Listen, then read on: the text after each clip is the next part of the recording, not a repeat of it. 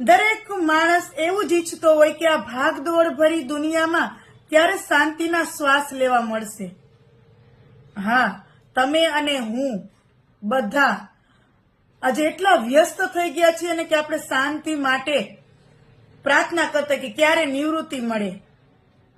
અને એટલા માટે જ કે તાવડીમાં તારો ને કાથરોટમાં મારો, નિવૃત્તિ પછી લઈ લેશું સીધો જ એ વારો. હોય ભલે કામનો ઘસારો, માળા ફેરવતા લઈ લેશું વિસામો. કે તાવડીમાં તારો ને કાથરોટમાં મારો.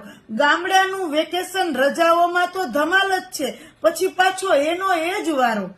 તાવડીમાં તારો ને કાથરોટમાં મારો, નિવૃત્તિ પછી લઈ લેશું એનો એ જ વારો.